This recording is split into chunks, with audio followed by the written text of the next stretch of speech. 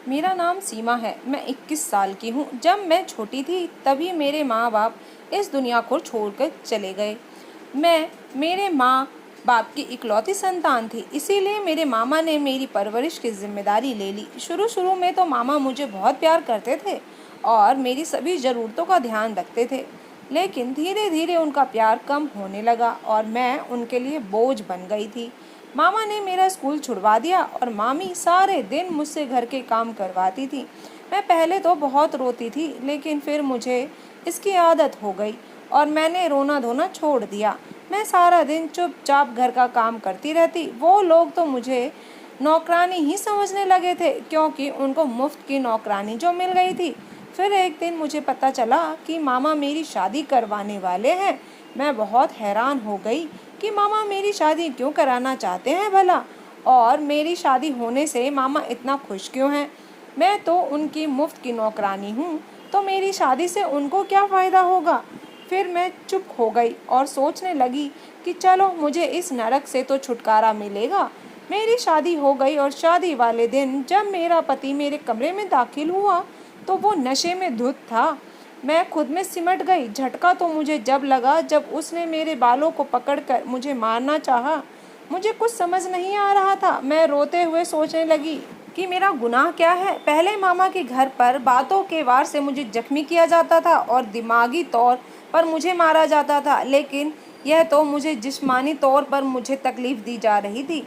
मैं खामोश हो जाती और सोचने लगी कि मामा ने मेरी शादी ऐसे आदमी से क्यों कर दी। एक दिन मैं अपने पति के कपड़े इस्त्री कर रही थी कि मेरे पति कमरे में आ गए और मेरे बालों को पकड़कर मुझे मारने लगे।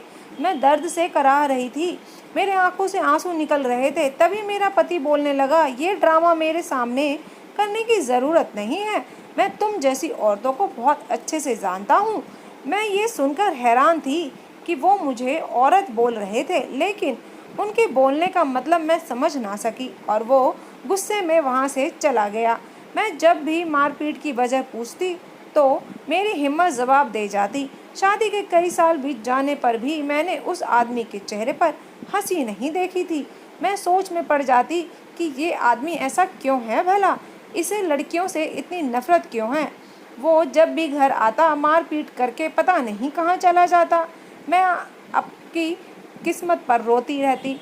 एक रात मैं गार्डन में बैठी हुई थी कि आकर चिल्लाने लगा, यहाँ क्यों बैठी हो, वो भी रात के वक्त, यहाँ किसका इंतज़ार कर रही हो तुम।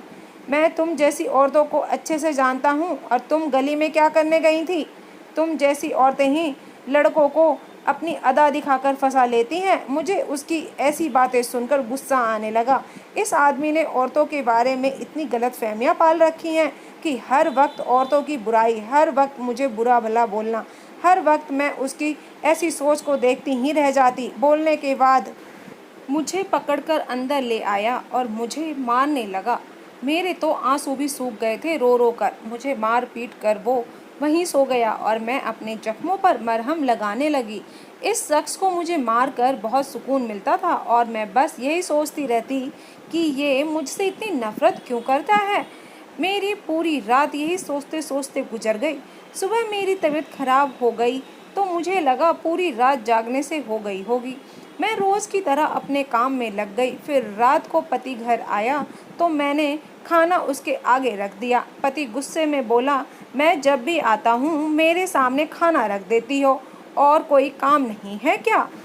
मैं सिर्फ खाना खाने आता हूँ, वो गुस्से में बोला और मैंने पहली बार जवाब दिया, खाने के अलावा मुझे मारने आते हैं। पर मेरे ख्याल में भी नहीं आया था कि मेरे इतना बोलने से कितना गुस्सा आ जाएगा। इतना सुनते ही खाने की प्लेट को घुमाकर फेंक दिया। मैं बहुत ज़्यादा डर गई कि अब ये मेरा हाल बिगाड़ने वाला है।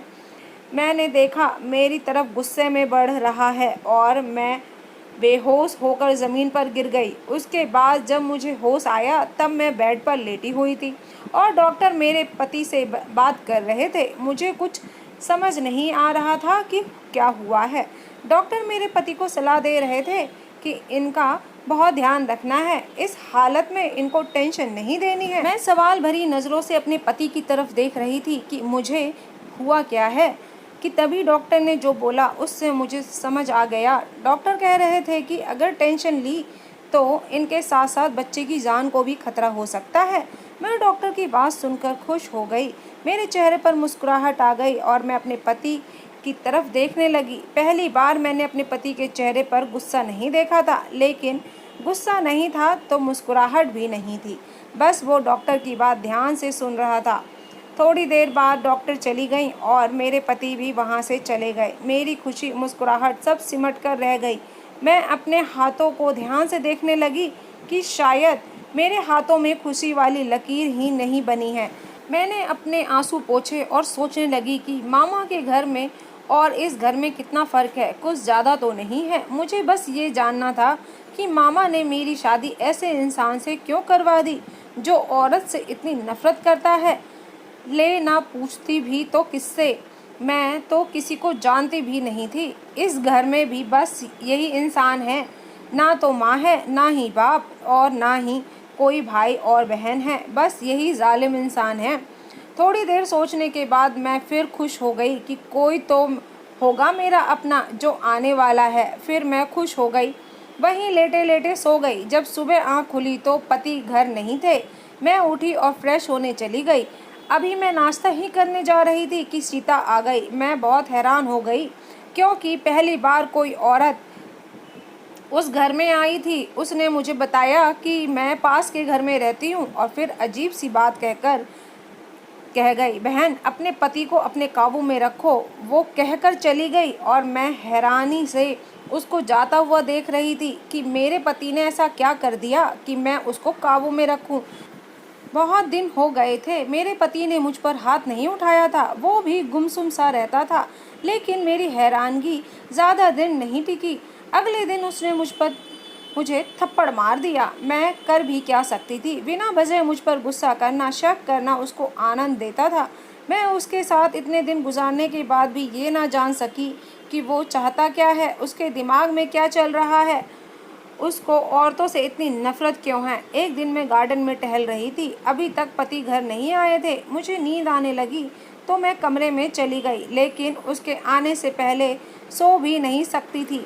तो वैसे ही बैठकर अपनी पिछली ज़िंदगी के बारे में सोचने लगी कि मुझे तो याद भी नहीं मैं कब खुलकर मुस्कुराई थी। अचानक से दरवाज़ा खुला तो मुझे लगा पति घर आ गए। मैं बेड से बड़ी मुश्किल से उठकर आई तो देखा कोई अनजान इंसान मेरे सामने खड़ा है। मेरे रोंगटे खड़े हो गए। मैंने डर की वजह से कमरे की सारी लाइट खोल दी। वो पहले तो मुझे गुस्से से घूरता रहा। उसकी आंखें गुस्से से लाल थीं। अचानक उसका गुस्सा शांत होने लगा। उसने अपने कदम पीछे करते हुए कमरे से बाहर चला गया। मैं उसके पीछे आई तो वो आदमी जा चुका था। उसी दौरान मेरे पति भी घर आ चुके थे। मैं उनसे कुछ पूछती उससे पहले उसने मुझसे पूछ लिया, ये आदमी कौन था। उसके गुस्से से चिल्लाने पर मुझे मेरी जान जाती हुई दिख रही थी। मैंने ना में सिर हिलाते हुए नहीं में जवाब दिया, मैं नहीं जानती। मेरे पति ने मेरी एक ना सुनी और मेरे गालों पर एक जोरदार थप्पड़ मार दिया, जिससे मेरे आंखों के सामने अंधेरा छा गया। वो चिल्ला चिल्ला कर मुझे भला बुरा कहने लगा। शायद वो होश में नहीं था। मुझे मारने लगा और उसने मुझे बोलने तक का मौका नहीं दिया। वो खुद ही बोलता रहा, तुम जैसी लड़कियों के ना जाने कितने यार होते हैं। पता नहीं तुमने कितनों से चक्कर चलाया होगा, कितनों को अपनी अदा दिखाकर फंसाया होगा। उसने बोलते बोलते मुझे घर से बाहर धक्का मारकर निकाल दिया। मेरी एक बात ना सुनी। उसने मुझे बाहर निकलते हुए बोला, आज के बाद इस घर के दरवाजे तुम्हारे लिए बंद हैं। अपनी शक्ल मत दिखाना मुझे। मैंने रोते हुए पूछा, मैं कहाँ जाऊँगी। उसने बोला, मुझे अपने उसी यार के पास चली जाना, लेकिन यहाँ कदम मत रखना। बोलकर उसने दरवाज़ा मेरे मुंह पर बंद कर दिया। मैं रोती रही, दरवाज़ा खटखटाती रही, लेकिन दरवाज़ा नहीं खुला। मुझे पता था खुलेगा भी नहीं। मैं रोड पर दर बदर भटकती रही। मुझे समझ नहीं आ रहा था कहाँ जाऊँ। मामा के घर भी नहीं जा सकती थी क्योंकि वहाँ जाने से अच्छा मैं मर जाऊँ, लेकिन मैं अपने साथ नन्ही सी जान को नहीं मारना चाहती थी। फिर एक दिन ये नन्ही सी जान इस दुनिया में आ गई। मैं अपना और अपने बच्चे का पेट पालने के लिए सारे दिन लोगों के आगे हाथ फैलाकर भीख मांगती, लोगों के ठोकर खाती। मेरा बेटा सारे दिन रोता रहता और मैं उसको रोता देखकर ना जाने कितने दर्द से गुजरती। मैं रोज मर मर कर जीती। अब मुझे अपनी सांसें बोझ लगने लगी थी, लेकिन अपने बेटे को देखकर जीने की हिम्मत जुटाती थी। मैं सारे दिन अपने बेटे को गोद में लेकर इधर उधर भीख मांगती और उस आदमी को बद्दुआ देती। ना जाने कौन था जिसने मेरी जिंदगी बर्बाद कर दी। एक झटके में मुझे मेरे पति की याद आने लगी। चाहे जैसा भी था, कम से कम मेरे सर पर छत तो थी, मैं एक घर में महफूज तो थी। अचानक बहुत तेज बारिश होने लगी। सभी लोग कहीं ना कहीं जाने लगे। मेरा बेटा ठंड से बुरी तरह कांपने लगा। मैं उसे सीने से लगाकर बारिश से बचाने की कोशिश कर रही थी। मेरे बेटे का बदन बुखार से तप रहा था कि तभी एक आदमी मेरे पास आकर खड़ा हो गया। मैंने उसकी तरफ घबराहट से देखा। मैं भी डर से कांपने लगी तो उसने बोला, चलो मेरे साथ। उसने मेरे बेटे को मेरे हाथ से ले लिया। मैंने अपनी आवाज़ तेज करते हुए बोला, कौन हो तुम और मैं क्यों चलूं तुम्हारे साथ? मैंने अपने बेटे को उसके हाथ से छीन लिया। वो कहने लगा, मुझसे बाद में झगड़ा लेना, पहले तुम मेरे साथ चलो, तुम्हारे बेटे को बुखार है। मैंने अपने बेटे को रोते बिलखते देखकर चलने को तैयार हो गई। वो हमें अपने घर ले आया और उसका घर घर कम महल था। मैंने उससे पूछा, कौन हो तुम? मेरी मदद क्यों करना चाहते हो? उसने बोला, वो मैं ही था जिसकी वजह से तुम यहाँ हो। मैं समझ गई कि वो ही आदमी है। मैंने गुस्से से उससे पूछा, मैंने तुम्हारा क्या बिगाड़ा था जो तुमने मेरी ज़िंदगी बर्बाद कर दी? खुशियाँ तो मेरे जीवन में पहले ही नहीं थी, पर तुमने तो मुझे कहीं का नहीं छोड़ा। मैंने गुस्से में उसका गिरेबान पकड़ लिया, फिर भी वो कुछ ना बोला और वहाँ से चला गया। थोड़ी देर बाद आया और बोला, ये लो कपड़े, अपने और अपने बेटे के कपड़े बदल लो। कपड़े देकर वो चला गया। मैंने अपने बेटे और अपने कपड़े बदले और अपने बेटे को सुलाने लगी। थोड़ी देर बाद फिर वो आया और बोला, मेरा नाम सुमित है। मैंने गुस्से में बोला, तो मैं तुम्हारे नाम का क्या करूं? मैं उससे बोलने लगी कि तुम मेरे घर चलो और मेरे पति को बताओ कि तुम्हारे और मेरे दरमियां ऐसा कुछ नहीं है जैसा वो सोच रहे हैं। इतना बोलकर मैं उसका हाथ पकड़कर बाहर की तरफ खींचने लगी, लेकिन वो वहीं खड़ा रहा और बोला, तुम्हारा पति इस दुनिया में नहीं है, उसने खुदकुशी कर ली है। वो इतने आराम से बता रहा था कि मुझे यकीन नहीं हुआ। मैंने उसको एक ज़ोरदार थप्पड़ जड़ दिया, लेकिन वो कुछ नहीं बोला और मुझसे बोल लगा, अब तुम दूसरी शादी कर लो। मुझे सुनकर गुस्सा आ गया और मैं बोलने लगी, तुम होते कौन हो मेरी ज़िंदगी के फैसला लेने वाले? तुमने मेरी ज़िंदगी पूरी तरह बर्बाद कर दी है। मैंने ना जाने गुस्से में उसको क्या क्या सुना दिया। मैं हैरान थी, इतना कुछ सुनने के बाद भी वह चुपचाप सुन रहा था, बस माफ़ी मांग रहा था। वहाँ से चुपचाप चला गया। दिन ऐसे ही गुजरते चले गए। वो इंसान मेरे बेटे का बहुत ध्यान रखता, उसके लिए खिलौने लाता, उसके साथ खेलता, उसे एक पिता का प्यार देने की पूरी कोशिश करता, लेकिन मैं अपने बेटे को उससे दूर रखती। वो जब भी आता एक ही बात बोलता, तुम शादी कर लो। मैं उसकी बातों को कोई जवाब नहीं देती। मैं उसे हमेशा तन्हाई में रोता हुआ देखती। वो बहुत कम ही मुस्कुराता, बस वो एक ही बात बार बार बोलता, तुम शादी कर लो, नहीं तो तुम मुझसे ही शादी करनी होगी। मैं तुम्हें इसे साथ नहीं रख सकता। तुम अगर कहीं जाना चाहती हो तो जा सकती हो। मेरा मन में एक बार ख्याल आया मामा के घर जाने का, फिर मैं वहाँ भी नहीं जाना चाहती थी क्योंकि ज़िंदगी वहाँ आसान नहीं थी। समय के साथ मेरी नफ़रत कम होती गई क्योंकि वो मेरे बेटे से बहुत मोहब्बत करता था। शायद उसका अपना बाप भी मेरे बेटे से इतनी मोहब्बत नहीं कर सकता था। ये सब देखकर मैंने उसको माफ़ कर दिया और मेरी शादी उससे हो गई, लेकिन उसने जो मेरे साथ किया था मैं भूल नहीं पा रही थी।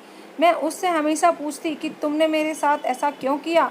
वो कुछ नहीं बोलता, बस शर्मिंदगी से अपनी नज़रें झुका लेता।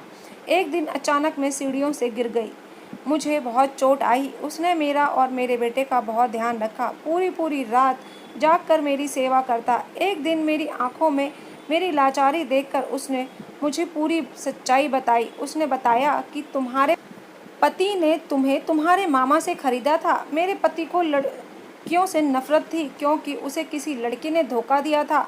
तुम्हारा पति मेरे पास काम करता था, उसने कुछ काम गलत किया था तो मेरा उसके साथ झगड़ा हो गया और काम से निकाल दिया। मुझे नहीं पता था कि वो इस झगड़े को इतना बड़ा बना देगा। उसने गुस्से में आकर मेरी पत्नी को मार डाला, जो माँ बनने वाली थी। मैंने भी सोच लिया था उसने मेरी ज़िंदगी बर्बाद कर दी। अब मैं भी उसकी पत्नी को बदनाम करके अपना बदला पूरा करूँगा। मैं तुम्हें मारने तुम्हारे घर आया था, लेकिन तुमको देखकर मुझे मेरी पत्नी की याद आ गई और मैं वहाँ से चला गया। मुझे नहीं पता था कि तुम्हारा पति इतना शक करने वाला आदमी है कि तुम्हें घर से निकाल देगा। मैं गरीब लोगों की मदद करता था। मैं तुम्हें देखकर रोज़ सोचता था कि मैंने तुम्हें देखा है कहीं। एक दिन मुझे पता चला कि तुम्हारी ये हालत मेरी वजह से है। मैं खुद को कभी माफ़ नहीं कर पाया, लेकिन मैं अपनी गलती को सुधारना चाहता था। मुझे समझ नहीं आ रहा था कि तुम्हारा सामना कैसे करूं। फिर उस दिन तुम्हें बारिश में भीगते देखकर मुझसे रहा नहीं गया, तो मैं तुम्हारे पास आ गया और घर ले आया। मुझे माफ़ कर दो, मुझसे बहुत बड़ा गुनाह हो गया। सुमित की बातें सुनकर लग रहा था कि जो उसने मेरे साथ किया उसको बहुत पछतावा है। मैंने उसको माफ़ कर दिया। उसने मेरे और मेरे बेटे के लिए बहुत कुछ किया था। अब मैं अपनी ज़िंदगी में खुश हूँ। जैसा परिवार और पति मैंने सोचा था, वो सब मुझे सुमित में मिला। तो दोस्तों, आज की कहानी आपको कैसी लगी कमेंट करके बताइएगा। आई होप सो कि आज की कहानी आपको पसंद आई होगी। चैनल पे अगर न्यू है तो सब्सक्राइब कर लीजिएगा, पुराने हैं तो वीडियो पूरा देखने के लिए धन्यवाद। फिर मिलती हूँ एक नई कहानी के साथ।